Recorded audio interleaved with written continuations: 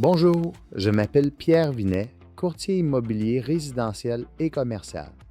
Cette courte vidéo vous expliquera les frais de courtage en relation avec les services que vous livre votre courtier et les frais qu'il doit payer.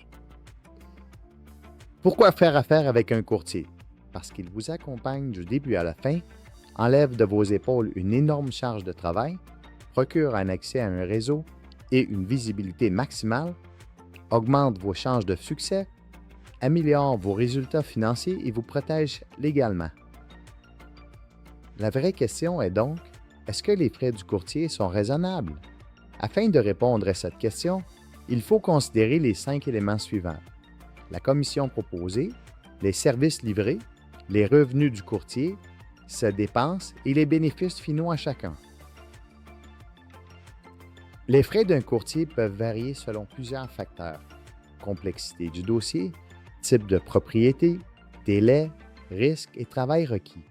Plus un dossier est complexe, plus les honoraires peuvent être élevés. À titre indicatif, une vente d'entreprise peut dépasser 20 % de commission, alors qu'une propriété résidentielle simple peut être autour de 2 à 4 % par courtier. Selon le marché, la répartition entre courtiers peut varier. Quels sont les revenus bruts annuels moyens d'un courtier immobilier? Sachant que le prix moyen d'une maison au Québec est un peu moins de 425 000 $, on obtient une commission de 12 740 $ par transaction si la commission est de 3 %. Sachant aussi qu'il y a environ 90 000 transactions chaque année au Québec et plus de 16 000 courtiers, on peut estimer à 5,6 le nombre moyen de transactions par courtier, ce qui donne un revenu brut annuel de 71 400 $ par courtier avant les remises à l'agence, les dépenses et les impôts. Certaines sources avancent des revenus moyens plus élevés, toutefois leurs données sont souvent biaisées par un nombre très limité de transactions commerciales à très forte valeur impliquant des immeubles de plusieurs millions de dollars. Cette réalité ne reflète pas du tout celle du courtier typique et encore moins celle de la majorité des courtiers résidentiels. Quelles sont les dépenses d'un courtier? Les frais directement associés à une transaction peuvent varier de quelques centaines de dollars à plusieurs milliers de dollars.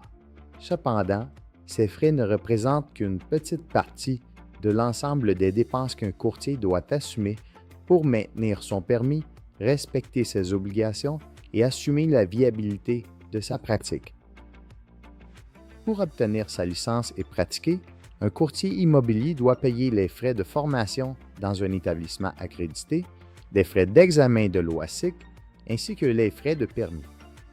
Une fois devenu courtier, il devra également assumer d'autres frais de démarrage, tels les frais de constitution, de pancarte et de carte d'affaires. Afin de maintenir ce permis, le courtier devra ensuite payer plusieurs autres frais récurrents, tels que de formation, de renouvellement de permis, d'association, d'accès au formulaire et d'assurance. Il devra également assumer divers autres frais, tels les frais d'usage d'un véhicule automobile et de services de télécommunication pour acquérir et servir ses clients. Enfin, afin de maximiser sa visibilité et celle des propriétés de ses clients, le courtier doit de plus assumer divers frais, tels coûts de maintenance d'un site web, d'outils marketing et frais publicitaires. Au total, le courtier pourrait avoir déboursé plus de 20 000 $ pour se lancer en affaires et ensuite annuellement payer entre 20 000 à plus de 100 000 $ pour exercer sa pratique.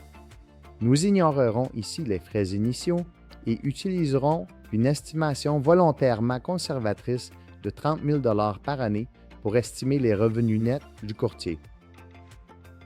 Lorsqu'il reçoit une commission, le courtier doit en verser entre 5 % et jusqu'à 50 % à son agence et équipe. Cette remise permet notamment de couvrir plusieurs éléments essentiels comme l'encadrement du courtier, la fourniture des éléments administratifs nécessaires, la supervision des transactions ainsi que la gestion du compte en fidéocommis. Pour estimer le revenu net du courtier moyen, on doit soustraire la remise d'agence et équipe de son revenu et ensuite soustraire ses dépenses. En utilisant 20 comme remise à l'agence et 30 000 comme dépense annuelle, on obtient un revenu net de 27 120 par an. Bien sûr, plusieurs courtiers gagnent davantage, mais aussi plusieurs courtiers gagnent moins. Le métier de courtier immobilier ne comporte pas d'horaire fixe. Les courtiers travaillent généralement 7 jours par semaine et terminent souvent tard le soir. La combinaison de cet horaire de travail, des importantes dépenses, de l'absence de sécurité de revenus et de l'immense concurrence sont plusieurs des raisons pourquoi plus de 80 des courtiers abandonnent dans les 5 premières années de leur carrière. Vous pourriez souhaiter offrir à votre courtier une commission inférieure à 3 ou à la commission qu'il vous demande.